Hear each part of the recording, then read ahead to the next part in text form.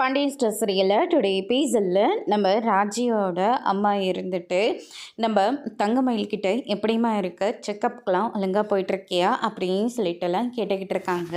எல்லாமே நல்லபடியாக தான் போயிட்டுருக்கு. சரி வாமா உள்ளே போகலாம் அப்படின்னு சொல்லிட்டு உள்ளேயும் கூட்டிகிட்டு போகிறாங்க. அதே மாதிரி சுடரையும் உள்ளே கூட்டிகிட்டு போகிறாங்க நம்ம மாறி வந்து.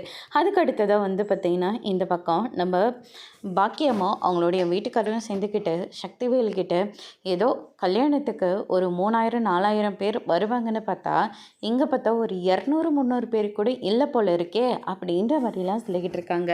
கல்யாணத்துக்கு யாரும் அவ்வளோவும் வரமாட்டாங்க. ரிசப்ஷனுக்கு எல்லாரையும் சொல்லி விட்டுருக்கோம். மண்டபத்தில் ஒரு 3000-4000 பேர் கண்டிப்பாக வருவாங்க அப்படின்னு சொல்லிட்டு நம்ம சக்திவேல் வந்து சொல்லிடுறாங்க. சரி வாங்க போகலாம் அப்படின்னு சொல்லிட்டு உள்ளேயும் கூட்டிகிட்டு போகிறாங்க. ஆமாம் உன் தங்கச்சி வீட்டு ஆளுங்களாம் இன்னும் வரலையா அப்படின்னு சொல்லிட்டு கேட்கவும் சொல்லி விட்டுருக்கு. வர்றதும் வராமல் போகிறதும் அது அவங்களுடைய விருப்பம் அப்படின்ற மாதிரி நம்ம இந்த பக்கம் நம்ம சக்திவேலெல்லாம் வந்து சொல்லிடுறாங்க. அதுக்கு அடுத்ததாக வந்து பார்த்திங்கன்னா சுகன்யா இருந்துட்டு நேராக நம்ம குமரவேல் இருக்கிற இடத்துக்கு போகிறாங்க. அதுக்கு அடுத்ததாக நம்ம பழனி இருந்துட்டு டே குமார் இந்தடா ஜூஸு அப்படின்னு சொல்லிட்டு ஜூஸ் எல்லாம் கொடுத்துட்ருக்காங்க. பொண்ணெல்லாம் வந்துருச்சுடா, பொண்ணு கல்யாணம்னா பொண்ணு வரதானே செய்யும் அப்படின்ற மாதிரி சொல்லிட்டு இருக்காரு.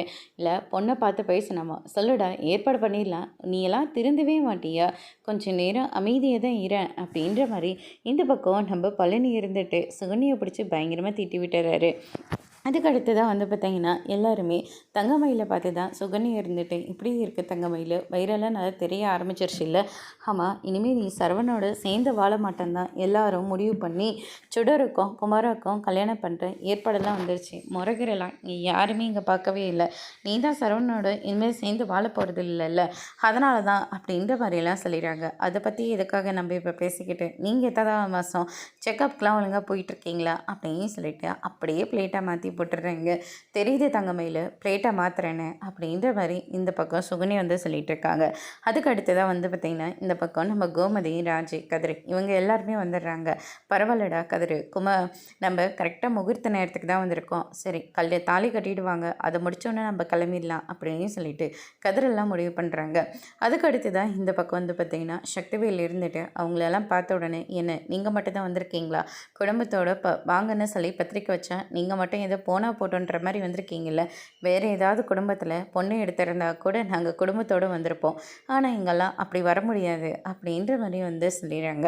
அதுக்கு அடுத்ததான் எங்கே பார்த்தாலையும் அண்ணனும் தங்கச்சியும் அடிச்சுக்கிட்டே இருக்கணுமா, அக்கா உள்ளே போக்கா, பெரிய அண்ணன் ஆத்தா எல்லாருமே அங்கே தான் இருக்காங்க அப்படின்ற மாதிரியே சொல்லிடுறாங்க. சரின்னு சொல்லிட்டு கோமதி, ராஜி, கதிர் எல்லாம் உள்ளே கிளம்பி போயிடுறாங்க. அங்கே வந்து பார்த்திங்கன்னா நம்ம முத்துவேல் அவங்களெல்லாம் பார்த்தோன்னே ரொம்பவே சந்தோஷப்படுறாங்க. நீங்கள் மட்டும்தான் வந்தீங்களா, எல்லோரும் வந்திருக்கலாம்ல, எல்லோரும் வர இடத்துலையே நீங்கள் பொண்ணு எடுத்திருக்கீங்க அப்படின்ற மாதிரியே சொல்லிடுறாங்க. சரி விடுமா, அதை பற்றி இப்போ எதுக்காக பேசிக்கிட்டு அப்படின்னு சொல்லிட்டு ராஜி நீ ரொம்ப அழகாக இருக்க, என் கண்ணே பற்றம் போல இருக்குது அப்படின்னு சொல்லிட்டு வடிவு ஒரு பக்கம் சொல்லி திருஷ்டியெல்லாம் சுற்றி போட்டுட்ருக்காங்க. அதுக்கு அடுத்ததாக பொண்ணை மேடை கலைக்கிறாங்க. பொண்ணும் வந்துடுறாங்க. இந்த பக்கம் நம்ம வாக்கியம் வந்து ஓவராக பண்ணிகிட்ருக்காங்க. ஆளுங்களை கூட்டிகிட்டு வந்து இவங்களுக்கு ஆப்போசிட்லி நடக்கிறதும் போகிறதும் வரதாகவே இருக்காங்க.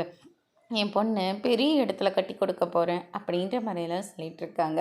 அதுக்கு அடுத்ததாக வந்து பார்த்திங்கன்னா ஐயோ இந்த அம்மா வாயா இல்லை வல்லமானு தெரியல அப்படின்னு சொல்லிட்டு கோமதி ஒரு பக்கம் தேடிட்டு இருக்காங்க. இவங்க வாய் மட்டும் ஒழுங்காக இருந்திருந்தா மயிலக்கா இந்நேரம் நம்ம குடும்பத்தில் சந்தோஷமாக தான் இருந்திருக்கோம் அப்படின்ற மாதிரி ராஜி ஒரு பக்கம் சொல்லிகிட்டு இருக்காங்க. அதுக்கு அடுத்ததாக வந்து பார்த்திங்கன்னா பொண்ணு மாப்பிள்ளை மேடம் அடிக்க வந்துடுறாங்க. வந்த உடனே வந்து பார்த்திங்கன்னா இந்த சைடு நம்ம ராஜியை வந்து மேடைக்கு அழைக்கிறாங்க. உள்ள மேலே மாப்பிள்ளையோட தங்கச்சி மணவாடைக்கு வாங்க அப்படின்ற மாதிரி சொல்கிறாங்க. தாலியை கொடுத்து எல்லாருக்கிட்டேயும் ஆசீர்வாதமாக வாங்க சொல்கிறாங்க. ராஜியும் எல்லாருக்கிட்டேயும் போயிட்டு ஆசீர்வாதம்லாம் வாங்கிட்டு வராங்க. கரெக்டாக நம்ம குமாரும் முகூர்த்த நேரத்தில் தாலியை கட்டி முடிச்சிடுறாங்க. எல்லாரு காலையும் விழுந்து ஆசீர்வாதமும் வாங்கிட்டுருக்காங்க.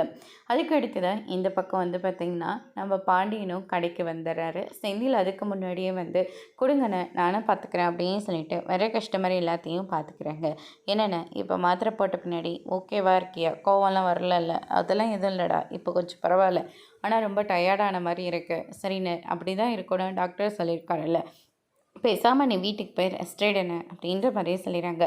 இல்லைடா செந்தில், கல்யாணம்லாம் எப்படியும் முடிஞ்சிருக்கோம், அதே மாதிரி பொண்ணும் மாப்பிள்ளையும் வீட்டுக்கெல்லாம் வருவாங்க, கூட அந்த பாக்கியமும் அதே மாதிரி தங்கமயில் இவங்க எல்லாருமே வருவாங்க. அவங்கள பார்த்தா எங்கே கோவம் வந்துருமோன்னு பயந்துக்கிட்டு தான்டா நானே இங்கே இருக்கேன். நான் இப்படி கடையிலேயே இருந்துடுறேன்டா, சரி நான் உள்ளே போய் ரெஸ்டாரண்ட் எடுத்துக்கோ அப்படின்ற மாதிரியே சொல்லிடுறாங்க. அதுக்கு அடுத்தது நம்ம பாண்டியன் வந்தோடனே, என்னடா வேலைக்கு போகலையா, எப்போ பார்த்தாலும் இவன் பின்னாடியே தெரிஞ்சிட்ருக்கேன், அ வேலைக்கு போகிற ஐடியா இல்லையா உனக்கு, மறுபடியும் ஏதாவது பிரச்சனையா? பிரச்சனைலாம் எதுவும் இல்லை, லஞ்சமும் நான் வாங்க கிடையாது, சும்மா துணைக்கு இருக்கலாமே தான் நான் வந்தேன் அப்படின்ற மாதிரி நம்ம செந்தில் வந்து சொல்லிட்டுருக்காங்க. அதெல்லாம் நாங்கள் பார்த்துக்குறோம், போய் உன் வேலையை பாரு அப்படின்ற மாதிரியே சொல்லிடுறாங்க. நான் கடைக்கு வந்தால் இவருக்கெல்லாம் என்ன தான் பிரச்சனை அப்படின்னு சொல்லிட்டு செந்தில் மழுப்பிக்கிட்டே அங்கேருந்து கிளம்பி போயிடுறாரு. அதுக்கு அடுத்ததாக வந்து பார்த்திங்கன்னா தாலி கட்டி முடிச்சோன்னே எல்லோரும் காலையும் விழுந்து ஆசீர்வாதமும் வாங்கிட்டு இருக்காங்க. கடைசியாக நம்ம கோமதி காலையும் விழுந்து ஆசீர்வாதம் வாங்குறாங்க. மோதிரம் போட்டுட்ருக்காங்க. பாக்கியம்மா அந்த மோதிரத்தை பார்த்த உடனே, இந்த மோதிரத்தை தான் தூக்க முடியாமல் தூக்கிட்டு வந்திருக்காங்க போல இருக்குது அப்படின்ற மாதிரிலாம் சொல்லிக்கிட்டு இருக்காங்க. தங்கமயில் இருந்துட்டு, உங்கள் வாயை வச்சுக்கிட்டே நீங்கள் சும்மாவே இருக்க மாட்டிங்களா அப்படின்னு சொல்லிட்டு பயங்கரமாக பிடிச்சி திட்டி விட்டுறாங்க. அதோட இன்னைக்கான எபிசோட் முடிச்சிருக்காங்க. இனி பாண்டியன் ஸ்டோர் சீரியலில் அடுத்தடுத்து என்னெல்லாம் நடக்க போகுதுன்றதை வெயிட் பண்ணி பார்க்கலாம். தேங்க்யூ.